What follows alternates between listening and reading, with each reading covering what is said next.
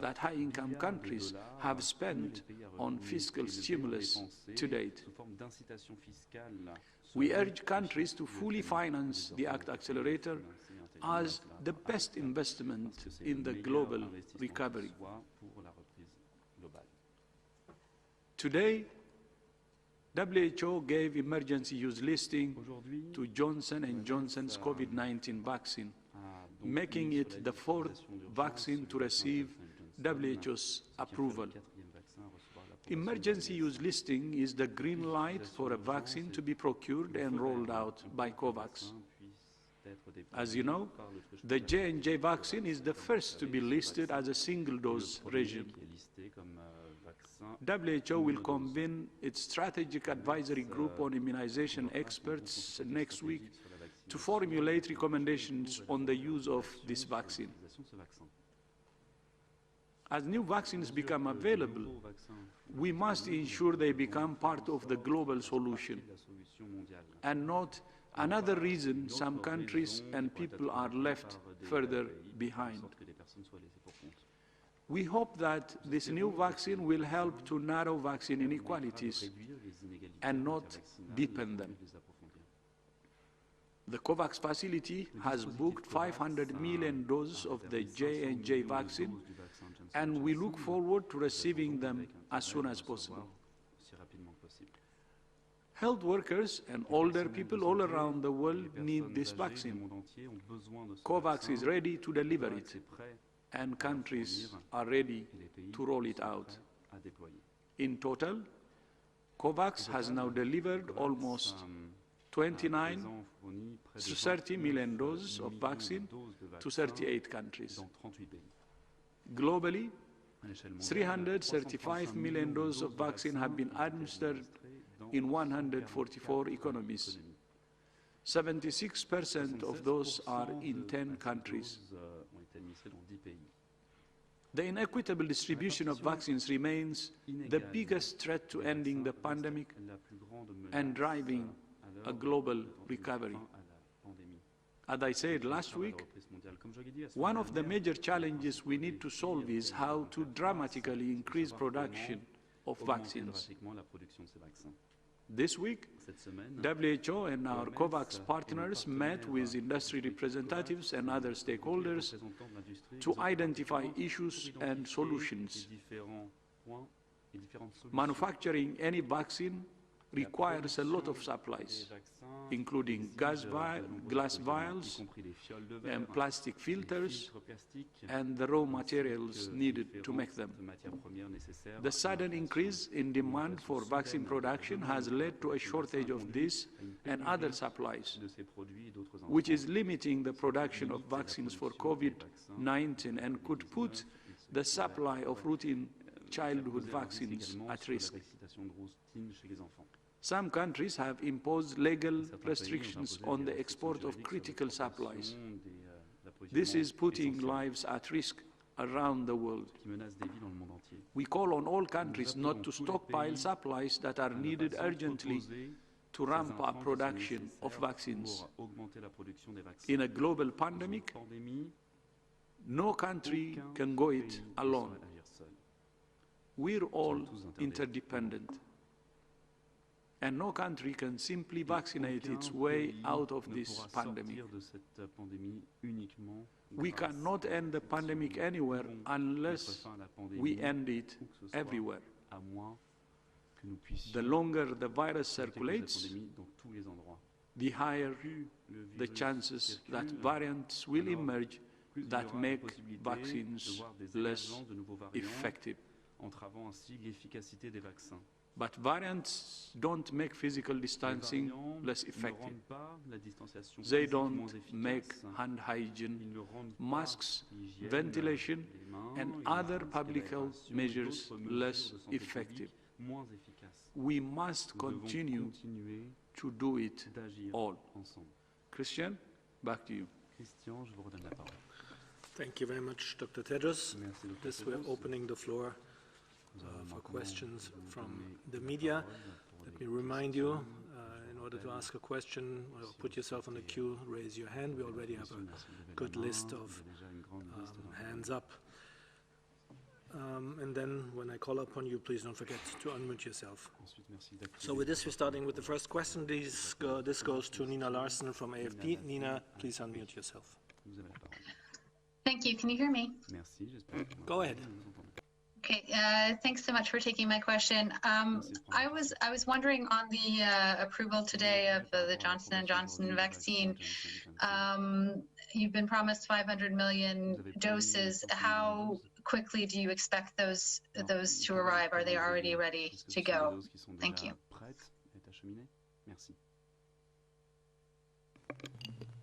Thank you very much for the sorry. Thank you very much for the question about the important new development today with the announcement of the WHO emergency use listing of the Johnson & Johnson vaccine.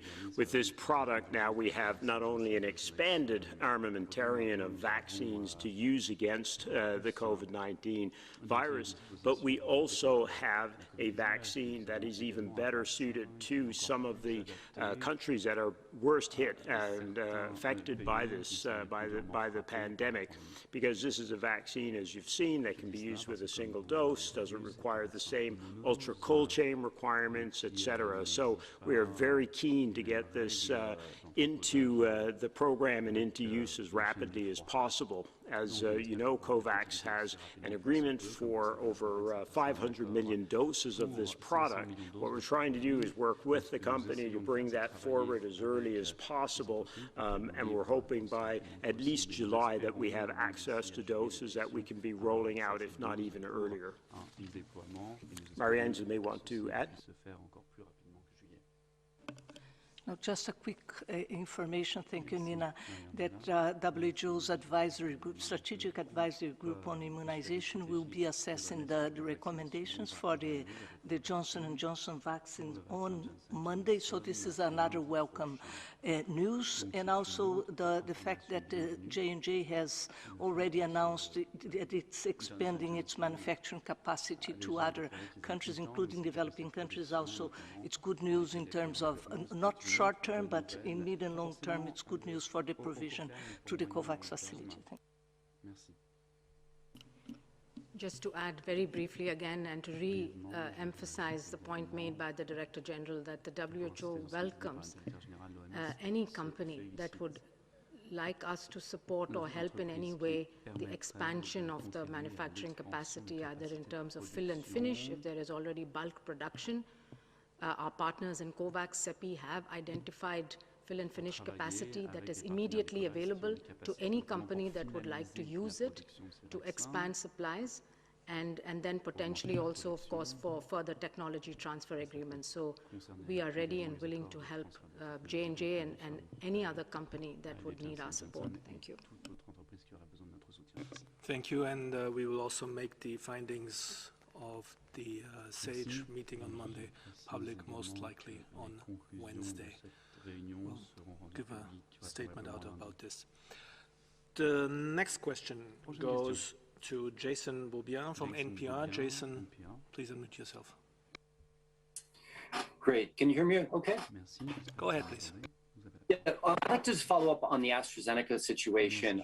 Can you just be a little bit more clear about exactly what your position is on this? Is it similar to the European Medicines Agency, which is that people should just continue using it, or do you support some of the pause that's going on? And also, can you sort of clarify the difference between the AstraZeneca that is being used through COVAX and the AstraZeneca that is being distributed in Europe, coming from different manufacturing facilities?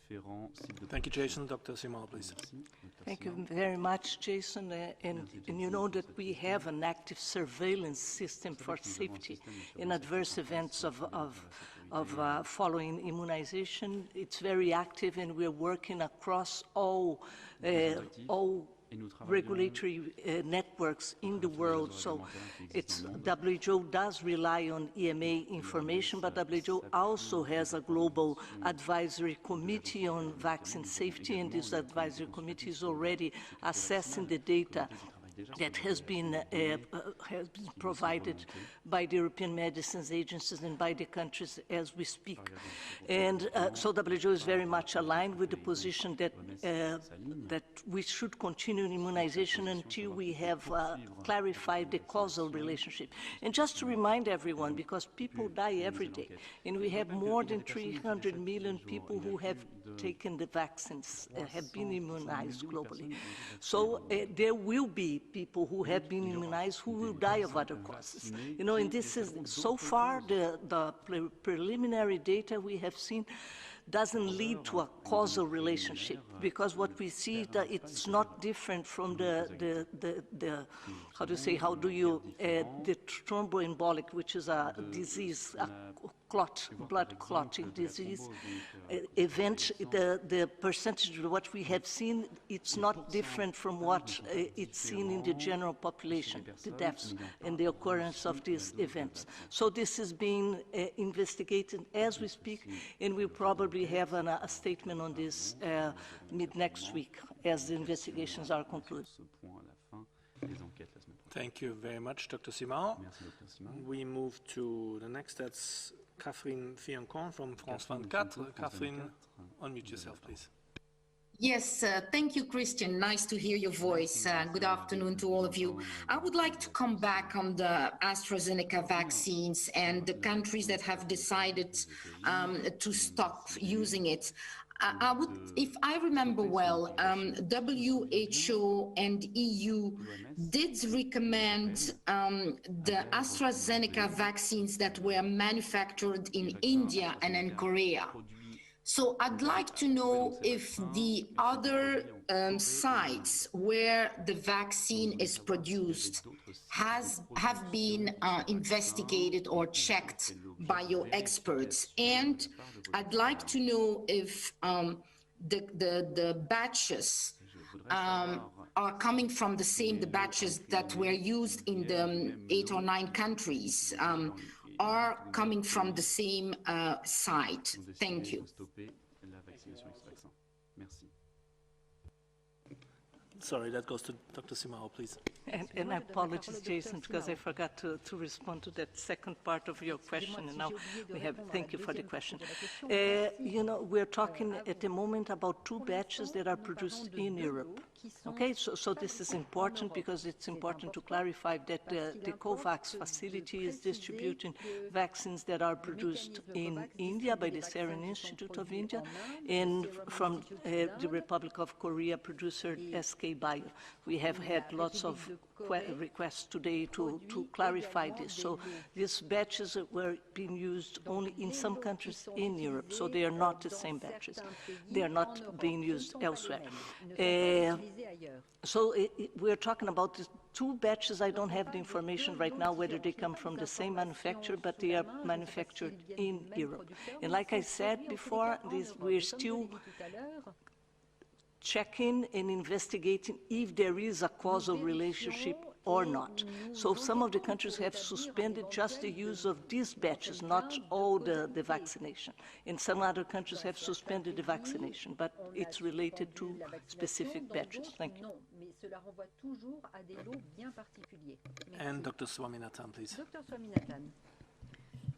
You know, just to make the point that adverse events following immunization obviously are very important, and the public, you know, is keen to know because it affects their own perceptions and the uptake of the vaccine. So I think it's important to put in perspective the adverse events which are reported after vaccination have to be seen in the context of events which occur naturally in the population. As Dr. Simao was saying, there is a background rate for all of these things. You know, people get sick, people get serious illnesses, people die every day due to a variety of causes. And so there is a background rate for each of these illnesses, you know, whether it's the thromboembolic events or pulmonary embolism or nerve palsy, you know, Bell's palsy, or other neurological diseases, or in fact, you know, deaths. We know what the normal rate is. And so when the WHO subcommittee on vaccine safety or any of the regulatory agencies look at the relationship, they look to see whether there is a trend of an unusual pattern of events occurring with the vaccine, and they also look to see whether there's a causal relationship between receiving the vaccine and the event. And so it is quite important to explain also to people that just because it's reported following a vaccination, it doesn't mean that it's because of the vaccination. It could be completely unrelated, and it's reported because people are keeping a close watch on those who are vaccinated. The pharmacovigilance systems that Dr. Simao talked about and the reporting systems are making sure that it's being reported on those who are vaccinated. But again, it's important to then do the proper full investigations before we react, and to explain to people in a very transparent and open manner what is happening, and explain when it becomes really something concerning. Thank you. Thank you very much, both. With this, we come to Jamil Shad from UL Brazil. Jamil, please unmute yourself. Yes, Christian, can you hear me? Very well, go ahead. Thank you. Dr. Tedros, last week you mentioned the case of Brazil, that you were worried. Since then, cases only rose. Record day by day are beaten, both of deaths and cases. My question to you, is Brazil a sort of a sanitarian threat today to the region and to the world? And what else can be done to stop this situation? Thank you very much. Dr. Ryan, please. Yeah, Maria, may I supplement? Certainly the situation in Brazil has worsened. There's very high incidence of cases and increasing death incidents across the country. Certainly a very, very rapid increase in ICU bed occupancy, with many areas around the country running out of ICU beds. And interestingly, Amazonas actually improving situation with ICU beds as the wave passes through and the health system recovers. Other parts of the system and other parts of the country are coming under extreme threat. The Midwest and South regions have bed occupancy, ICU bed occupancy, more than 96%. So 96 out of 100 ICU beds are occupied. There's very little resilience and capacity left in the system. There's also, worryingly, an increase in positivity of cases, especially people with severe acute respiratory illness. The proportion of them testing positive for COVID-19 is going up, and a significant increase in the case fatality rate, the number of people dying who present with illness, which will reflect the pressure on the system and the lack of time that healthcare professionals have. But we also, in the back of our minds, also have the constant concern regarding transmissibility and the inherent virulence or lethality of the virus itself. Maria may speak to how we're tracking that. Brazil is a great nation and an important anchor in South America, in the Americas, and globally. What happens in Brazil matters, and it matters globally. And Brazil has always been a very positive example of strong public health action, one of the first countries in the world to eliminate measles as a public health problem, one of the first countries in the world to eliminate polio. So there's no question. What happens positively in important and prominent nations matters globally, and what happens negatively in such nations also matters. We certainly would like to see Brazil going in a different direction, but it's going to take a huge effort for that to happen. The system is considerably pressurized right now, and while many countries in Central and South America are moving in a good direction, Brazil is not. I think the DG said it, that this needs to be taken very seriously in Brazil. I have no doubt that Brazilian health and Brazilian science and the Brazilian people can turn this around.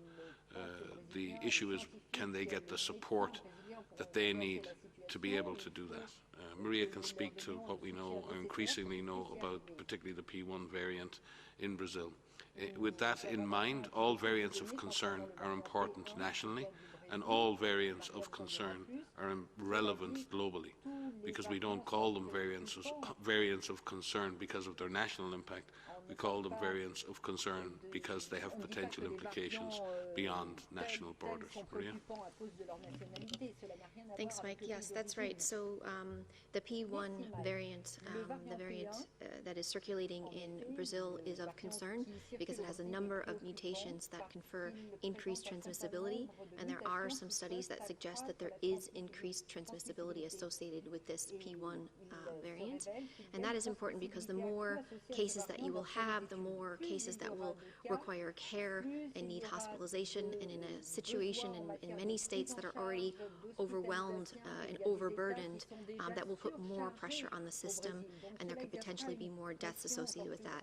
There are several studies underway of this P1 variant, this virus that has these different mutations, looking to quantify transmissibility and looking to quantify severity. There are some suggestions of increased severity as well, but again, that complicates a system and states that are already overwhelmed from a lot of transmission to begin with. I should say what we do know about the P1 variant, as well as what we know about the B117, the variant that was first identified in the United Kingdom, and the B1351, the variant that was first identified in South Africa.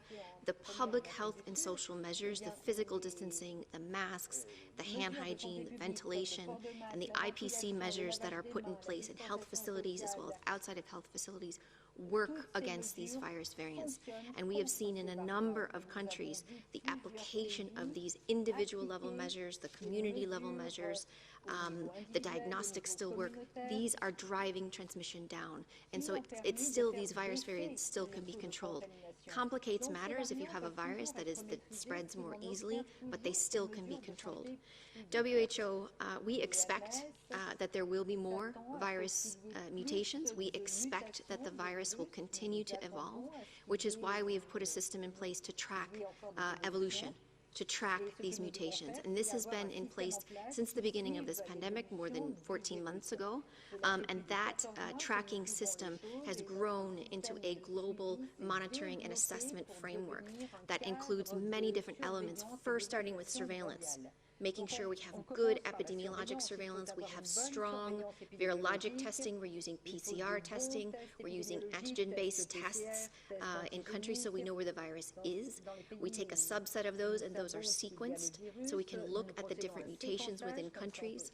We are working with our regional offices and the regional platforms that have been established to enhance sequencing surveillance around the world. We're leveraging our flu system, the GISRIS system, which has labs in 150 countries, leveraging HIV, TB, polio networks, labs that are doing sequencing so that they can also be doing sequencing for SARS-CoV-2. And not only the sequencing itself, making sure that those sequences plus supporting data about the epi, about the clinical, can be uploaded to platforms like GISAID so that analysis can be done to understand the evolution. We are also working with our partners as part of this global risk assessment framework to evaluate transmissibility of each of these variants of interest, as well as the variants of concern, to understand any impact on increases in transmissibility as well as severity. And we're linking with partners around the world to coordinate studies that need to be done to evaluate the impact on available and future diagnostics, therapeutics, and vaccines. This framework will inform vaccines composition, if any changes need to be made for vaccines, for therapeutics, and also for diagnostics. So it's a huge system that is in place. It involves partners all over the world. It involves, we're not starting from scratch because we're enhancing and strengthening existing systems that are in place, but we know there are gaps. Sequencing is a big gap right now because not every country is able to do this. And in fact, most of the sequences that have been shared on platforms like GISAID, I didn't check today, but there are more than 600,000 full genome sequences that have been shared. Those come from a handful of countries. So we need more countries to be doing sequencing of the viruses in their country, but this needs to be intelligent. Not every case needs to be sequenced. We need to look at which cases need to be sequenced. Perhaps they are cases that are involved in a cluster, or they are cases that are involved in maybe the disease presentation may be slightly different. So we've outlined guidance on which cases should be sequenced, and we're working with our partners to make sure that all of this information informs different trigger decision-making points. But as I said, right now, the public health and social measures, the infection prevention and control, our diagnostics, our vaccines work against these virus variants. And so it's really important that we continue to drive transmission down. We prevent as many infections as we can to begin with. And we still, if we are infected, we take measures to prevent transmission onward. Director General. Maybe a bit, I just would like to add a bit. I have been to Brazil a number of times, and actually the Brazilian system, I have already, health system, I've already considered it as a model because, you know, of its strong emphasis on primary health care. And I think many people know about their family health teams. And I remember from my visits how they map their areas of responsibility and even marking each and every household, and they know who has what health problems by household. And the number of times I visited, I always prefer to go to the clinics to see how the family health teams work. And because of that, I actually expected that the Brazilian health system could even perform better, because, you know, strong community-based approaches can fare better in outbreaks, because that could have strong surveillance system, identifying early and addressing them. So it's really puzzling to see now that it's actually contrary to our expectations. And the situation is very concerning. We're deeply concerned, actually, because not just the cases, number of cases, but the number of deaths is also increasing. So to have a dent on the transmission to make a significant impact, there should be very serious social measures that should be taken, and with the participation of the community. And there should be clear messages from the authorities on what the situation is and what measures should take, and enforce those measures with full participation of the health system and the population. Unless serious measure is taken, the upward trend, which is now flooding the health system and which is becoming beyond its capacity, will result in more deaths. I think was yesterday's data I was looking at, had already crossed 2,000 deaths per day. So it's getting very serious. And I think starting from the government, all stakeholders should really take it seriously. I said it last time, Brazil neighbors many countries in Latin America, almost all of them except a couple. And some countries are doing better in the neighborhood. But if the situation in Brazil continues to be serious like this, then the neighboring countries will be affected. And it's not about the neighboring countries, but it could go even beyond. And this virus, unless it's suppressed everywhere, there will always be some threshold somewhere that will allow it to continue. And with changing variants, even the risk could be higher. So I think all three of us said the situation is deeply concerning, and the measures that should be taken should be as serious as possible in order to have some significant progress. Thank you, Christian. Thank you very much, Dr. Tedros. Thank you all. With this, we move to Simon Ateba from Today's News Africa. Simon, please unmute yourself.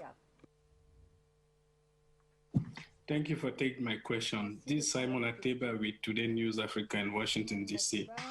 You seem to be saying that the AstraZeneca vaccine is generally safe. Millions of people have taken it, and a few negative reactions should not lead to hasty conclusion. I'm just saying this because that's the main vaccine being rolled out in Africa under COVAX, which brings me to my question. Can you give us an update on the vaccine rollout in Africa, and when do we expect all countries in Africa to receive their first doses? Thank you. Thank you very much, Simon. Let me look around. Dr. Elliott, is that?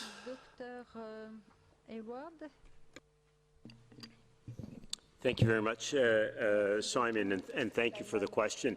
The great thing, we probably should have commented on earlier when the question was asked about the J&J vaccine. The great thing that we're finding in the whole area of vaccines and COVID, of course, is that so many of the approaches that are being taken, so many of the products that are being developed are proving ultimately to be successful and good, effective, and safe products in the fight against COVID-19. So we're developing quite a broad armamentarium, all of them demonstrating, let's say, so far, good efficacy, those ones that have been licensed received emergency use listing, and good safety profiles. And among these, the AstraZeneca vaccine has also stood out as one of the great products that has had a great profile in its use in so many different settings right now. So, Simon, we have great confidence in this product. Of course, when you hear anything about any product that you're giving to healthy populations, you always want to make sure that that confidence is well founded, and that's what's happening. But as Mariangela has already explained, we have strong confidence in this. So, in terms of the rollout of COVAX on the African continent, it's been very fast so far. 24 countries have received vaccine already on the continent from COVAX, over 15 million doses, and this is just in the last 2 weeks. There's another number in the pipeline that'll receive it during the coming weeks, so we'll be up around 35 countries on the continent, and closer to 20 million doses. So what we're really focused on now, Simon, is this is a really great start, but as the Director General said, it's just a start, because there's a lot more than 24 million people on the continent, obviously, and we need to get a lot more vaccine into not just the countries who've already received it, but the ones who are in the pipeline. Now, the good news is of the countries that have not yet received vaccines on the continent, almost all of them now have the indemnification work in place, so the legal frameworks, they've got the regulatory pathways sorted out, they have great plans in place in their countries to take great use of these vaccines. The crucial thing now is making sure that the global supply chain continues to prioritize the COVAX facility so that it can get vaccines equitably distributed to all the countries that need them, because we are still lagging when you look at the maps. And I'm so glad you highlighted, Simon. Africa still has a number of countries that have not yet received vaccines or not yet been able to start vaccination, and that's a situation we have to change very, very quickly. We continue to be deeply concerned about the supply chain globally.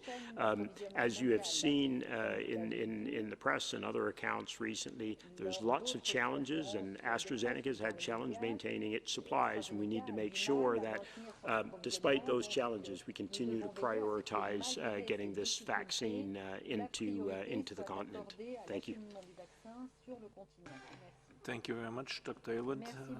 And now we move to Helen Branswell from Stat News. Helen, unmute yourself, please. Thank you very much, Christian. My question is about Ebola. I wonder if you have any comments you can make about the reports that the virus has been isolated from Guinea. I don't know where the music is coming from. It's not much. Helen, you have a very bad sound in the background. Let me go to another question and we come back to you right after this and maybe you can sort this in the meantime. Thank you very much. Let me call upon Ketevan Kadava for now. Ketevan, please unmute yourself. Hello, can you hear me? Please go ahead. Thank you very much. We have finally good news from Georgia. First batches of vaccine we will receive tomorrow, and from next week we will be ready to start vaccination, and we are very happy. Thank you very much, Dr. Tedros, for your personal commitment and for your support. And this vaccine will be AstraZeneca vaccine, and I have a question about AstraZeneca again, because there are some doubts in Georgia. So what can you recommend people who are going to vaccinate against COVID-19 and assessment of the situation in Georgia? Thank you very, very much. Yeah, we had it similar, but Dr. Swaminathan, please. So just to reiterate again that, we're looking very closely at the safety data, and so is the European Medicines Agency, and we're working closely with them, analyzing the information that's coming from these reports. I just want to remind everyone of what the DG said, which is that COVID has killed over 2.6 million people so far globally, just the known and documented deaths. We believe that there must be more than that. And of the 330 million vaccines doses that have been deployed, we are not aware of any one confirmed COVID vaccine-related death. There have been deaths following vaccination in people, but people die of diseases every day. So there hasn't been a single confirmed. Most of the vaccinations to date have been done in countries with very good safety monitoring and pharmacovigilance systems, the high-income countries. So there's very good reporting, and each of these reports is being amplified in the press. So I think it's very important to reassure people, especially in the countries that the vaccines are just being rolled out in. This is a time when we want people to take the vaccines that are available, because all the vaccines approved till date do prevent severe disease and hospitalization, and they're definitely preventing people from dying of COVID-19, and that's what we want. And so I think it's key that public health officials in all countries that are vaccinating or beginning to vaccinate must amplify the right messages based on the available science. And as the science and knowledge evolves, things could change. I mean, we have to keep our eyes and ears open, and we will keep communicating to you as things happen. But as of now, we are confident that we should go ahead. Thank you. Thank you very much, and thank you, Ketevan, for this opportunity to reiterate this important point. Now we'll try again with Helen Branswell, and sorry for the disturbance before. Helen, please go ahead and unmute yourself. Thank you, Christian. I don't know where that music was coming from, but it wasn't coming from my end. I wanted to ask about a report that has come out about the Ebola viruses causing the outbreak in Guinea. An analysis has been done of this sequence data, and it shows that there's only about 12 to 14 nucleotide differences from the virus from the 2014-2016 outbreak, which is a very stunning thing to see at this point. I was hoping Mike might be able to explain what the thinking is about what's going on there. Thank you. Thanks, Helen. Yeah, no, we were aware of the report and very grateful to the different groups who've done this sequencing and done such good analysis. And in that sense, the results are quite remarkable. I mean, that the branch ancestral to this cluster is very, very similar to the original virus that caused the outbreak 2014-16. Far much less than will be that you would expect based on the evolutionary rate of the virus that it displayed at that time. Bruce is here, and he knows how quickly that virus evolved. in a sense, what this really says, Helen, and we have to be very careful here because there's more studies are going to be needed, but certainly this is unlikely right now, based on the genetic sequencing, to be linked to a fresh zoonotic reservoir, and much more likely to be linked to persistence or latency or latency of infection in a human subject, and that would be probably the longest period of time that such an event between such two events. Now, that I'm cautioning here, these are the first results, and there's more studies that are needed. And again, it's great to have this data, but in that sense, we're not dealing, as far as we understand right now, with a breach of the species barrier. It really does speak to the importance of following up and supporting survivors and finding better ways to help survivors. And again, let me say this again. The vast majority of people who survive Ebola clear the virus from their system and they recover within 6 months. An even tinier proportion of people end up potentially carrying the virus. They are not infectious to other people except in very particular circumstances, and a tiny proportion of them can relapse in their infection and become sick again. And even in those, the percentage of those people who have the hemorrhagic symptoms is less. So it's very important that we follow up survivors to support them, but it's extremely important at this moment because these are scientific results, but ultimately there are people at the heart of this, and there are thousands of people who have survived Ebola in West Africa, and their lives have been put back together. They have suffered hugely, and so have their communities. So it's extremely important as we look at this scientific data that we do not allow any form of stigmatization around this subject. Survivors deserve our support. They've been to hell and back. Their families have been to hell and back. We need to better understand how this happened. It's really important for the future. But just to reassure, survivors of Ebola do not represent a threat to their communities or to their families. We have a duty to them to follow them up properly, to ensure they get access to the right care, and to do everything possible to find new ways of ensuring we can clear infections in those very, very few people who may carry the virus for a longer period of time. But you're right, Ellen, it is a remarkable result. It's a testament to the scientists who work on this in Guinea and around the world. And just to remind everyone, WHO has launched a readiness and response plan for all of the surrounding countries, including Guinea, working with their partners and with the governments to bring this disease under control. We have 18 cases there at the moment, and we now have over 30,000 doses of vaccine in the field. We've vaccinated a large number of contacts and contacts of contacts. We'd like to pay testament to the leadership of the Ministry of Health and the President in Guinea, and particularly to Dr. Sakoba for his leadership at the national level.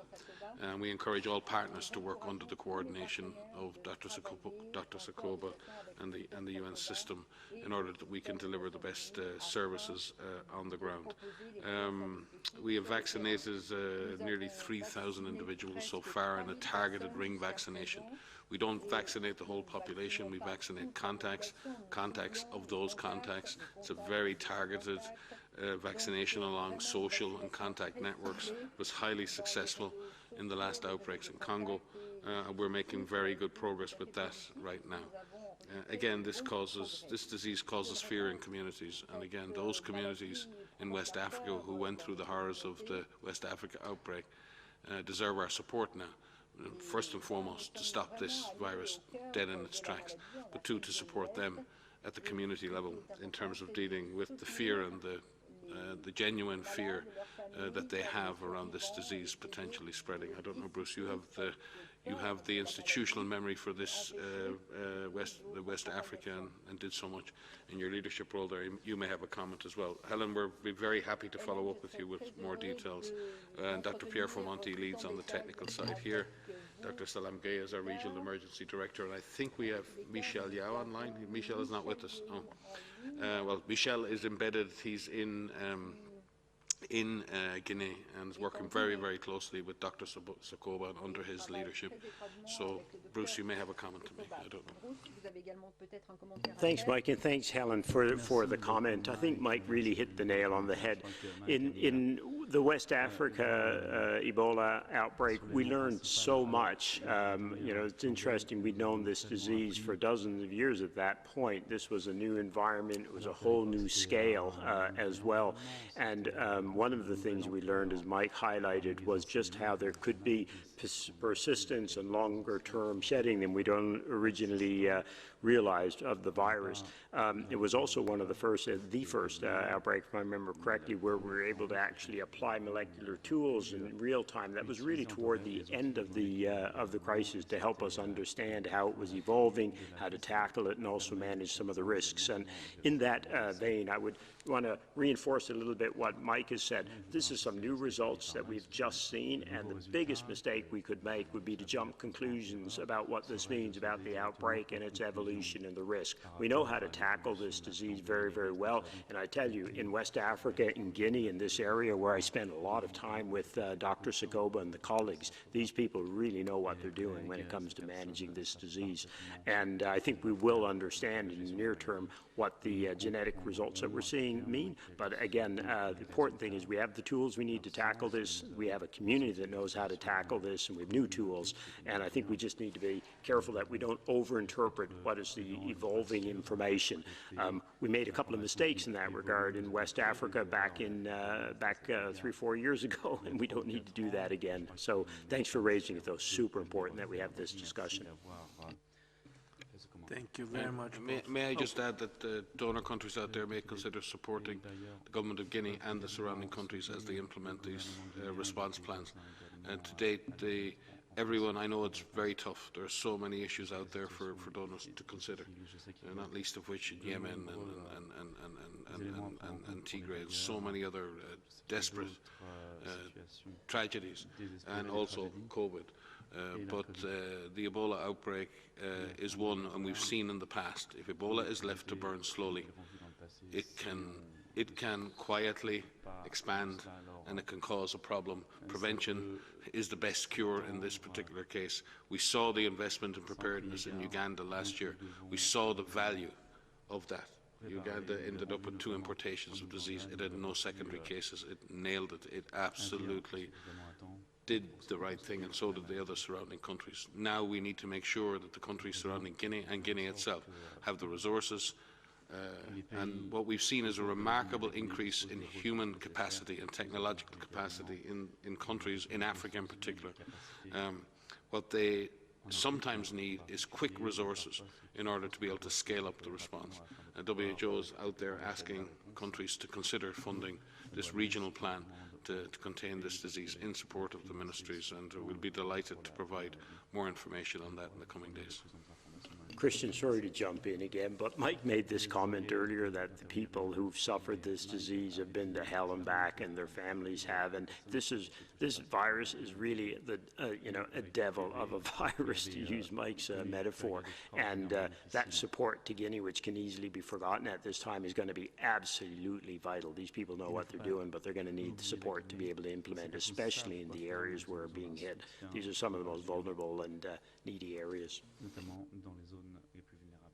No, thank you, Drs. Ryan and Aylward, for this very important appeal to the donor community. With this, we move to Naomi O'Leary from the Irish Times. Naomi, please unmute yourself. Hi, thank you very much for taking my question. My question is about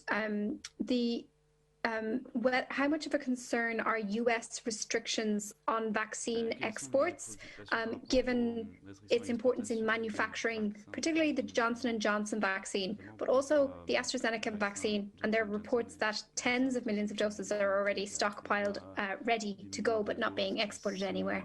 Thanks very much. Thank you very much, Naomi. Let me give a quick look around, and Dr. Simon, please. Let me start.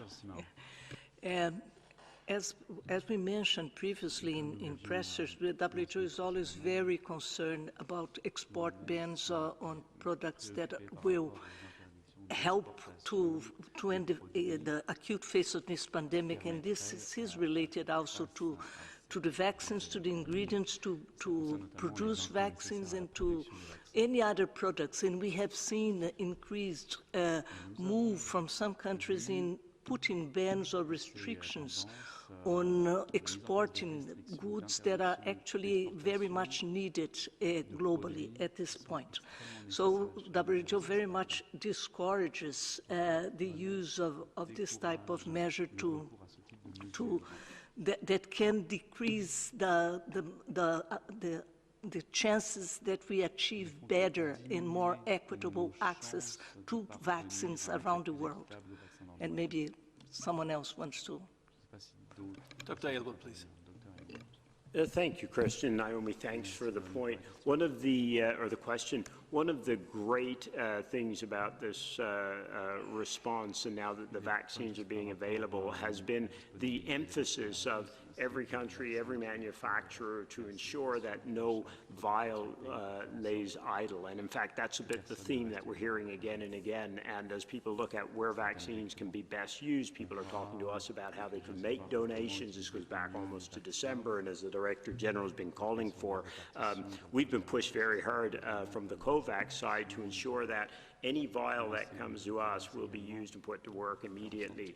And that is really the mantra we're trying to drive right throughout the entire response, is that every vial of vaccine, as it comes off, as it becomes available off the production lines, that is immediately put to work. And the fantastic thing has just been the attention around the world to that. There's always going to be in situations where you end up with some vaccine getting held or maybe not rolled out as rapidly as possible, but everybody recognizes the need to be working to the common good of getting all of these to work as rapidly as possible. The great thing now, the COVAX facility has been up. It's been delivering for over 2 weeks now, and I think everybody's seen it's moving vaccines and moving the orders, the demand, and getting them into people even faster than the manufacturers can keep up with. So if anyone does have vials, Naomi, back there on their shelves, we can put them to good work.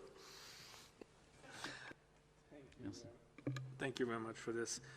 Now we move to Latika Mbuk from the Sydney Morning Herald. Latika, please unmute yourself. Thank you very much. Just asking about Italy's decision to block with the authorization of the EU AstraZeneca vaccines to Australia. One of the reasons cited was that Australia has a very low outbreak and that Europe needs those vaccines more. Is that a fair enough reason, in your view, to block the export of vaccines? Let's start with Dr. Aylward, please. Thanks, and thank you for the question.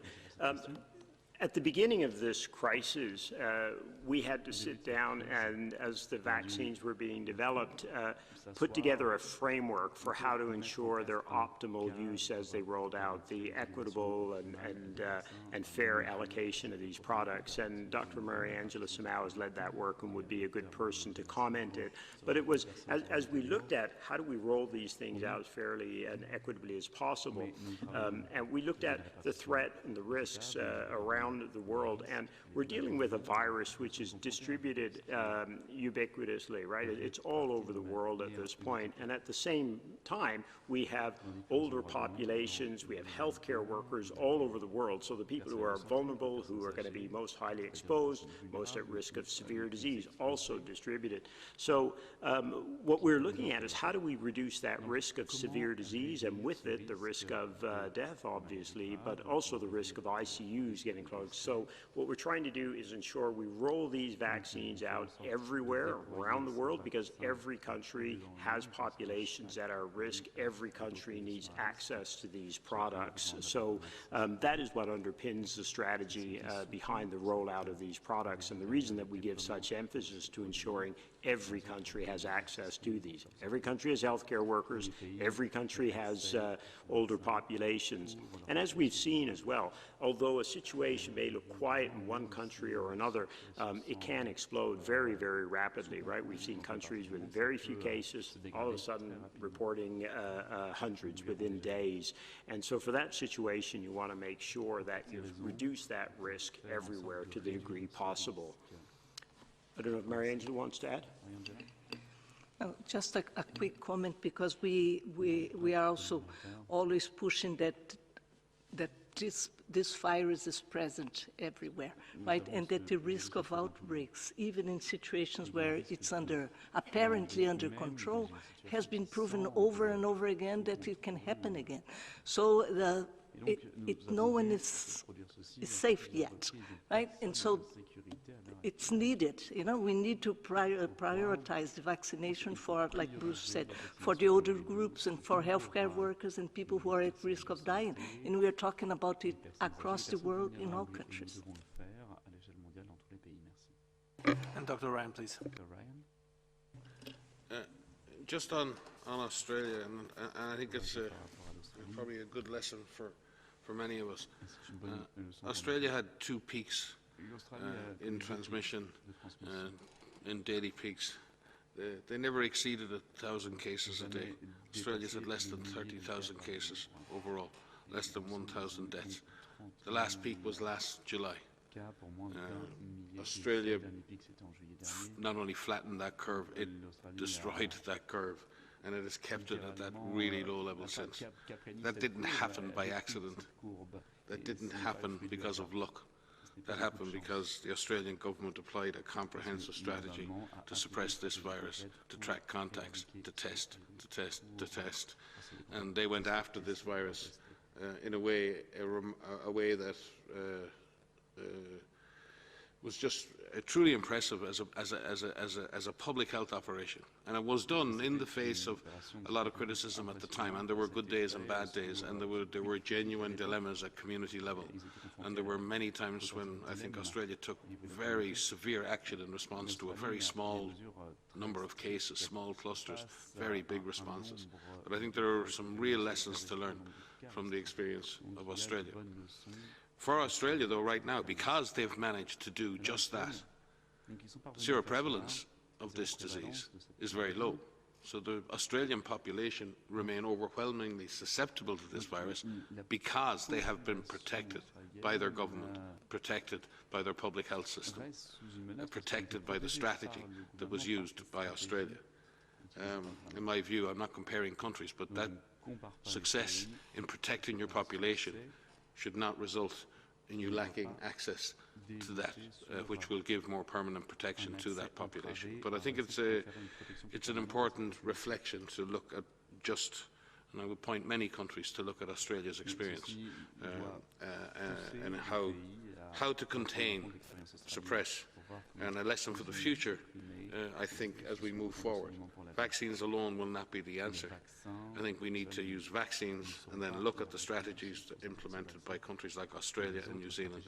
For me, the magic is bringing equitable access to vaccines together with comprehensive public health strategies. You put those two together, we'll make this pandemic history. So I do hope that Australia can access the vaccines from whatever source they can, but I must say, chapeau, they've really shown us all how to use public health to kill a virus.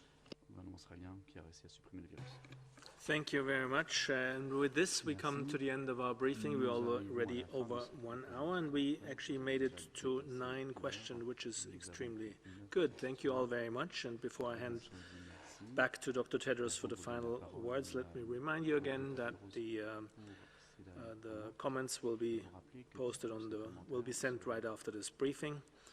And of course, the full transcript will be posted tomorrow morning on the WHO website during the day. And for any other follow-ups, please send an email to Media Inquiries. Thank you. Dr. Tedros. Thank you, Christian. Thank you for joining us today, and bon weekend, and see you next week.